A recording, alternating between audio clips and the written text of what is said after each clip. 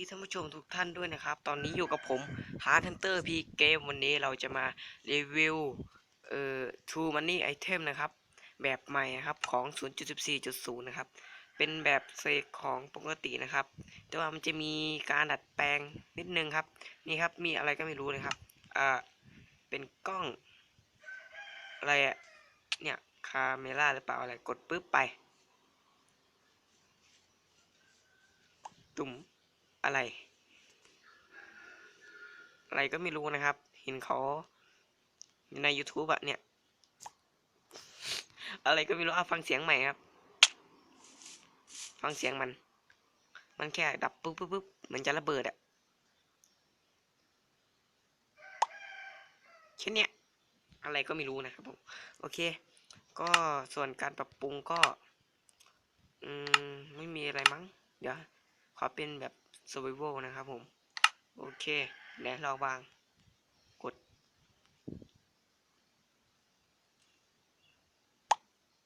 ไม่เห็นมีอะไรเกิดขึ้นโอเคก็มาดู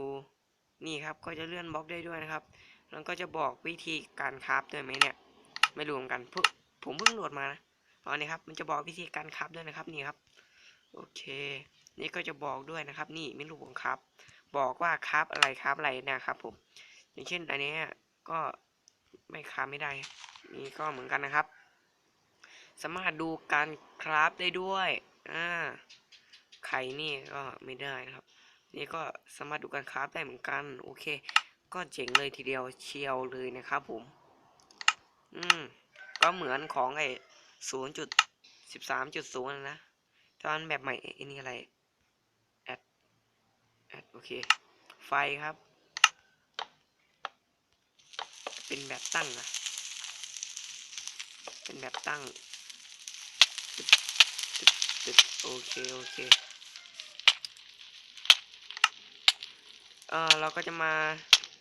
เสกความสามารถกันนะครับผมกดผิดเอาความสามารถวิ่งเร็ว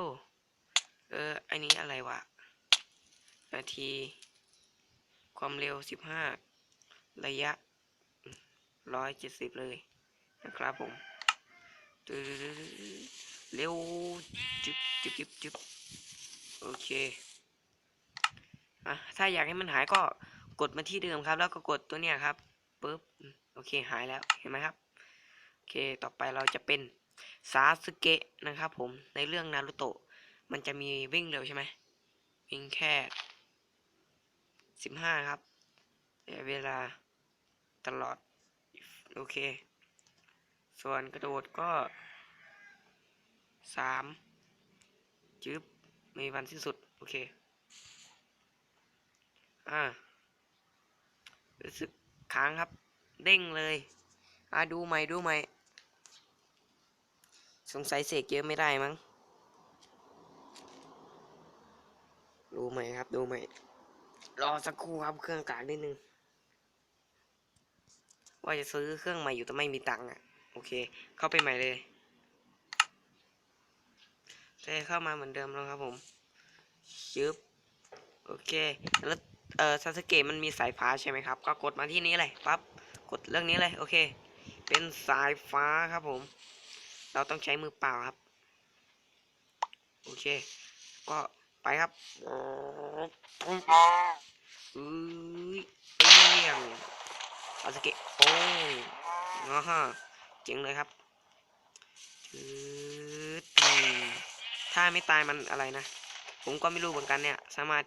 ใช้ได้ด้วยเทคเท่เลยโป้งโอ้โหดเลยทีเดียว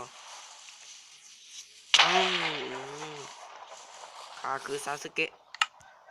ใช้ตรงนี้เลยดีกว่าเปี้ยงโหดเลยทีเดียวนะครับผมไอ้จ้าตัวไม่ตายซ้ำเติมเอาตายแล้วครับหยอดเอาไหมครับมันเลยครับจังหวะนี้ต้องกระโดดด้วยครับผมหยอดตายโอเคโหดเลยทีเดียวจังหวะนี้กินเนื้อกินไม่ได้ย่ออยู่โอ้ป้าโหดเฮน ช็อตโอเคนะกลางเป้าเฮดช็อตเฮดช็อตเฮดช็อตโอเคจบแล้วครับแล้วผมก็จะโซฟี่สักนิดนึงเคออกกดปิ๊กอะไรก็ไม่รู้นะ ก็ขอลากันไปก่อนครับสำหรับคลิปนี้ผมก็จะทิ้งลิงก์ไว้ให้นะครับก็อย่าลืมกดไลค์และกด Subscribe เพื่อเป็นกำลังใจในการทำคลิปด้วยนะครับสำหรับวันนี้ลากันไปก่อนสวัสดีครับ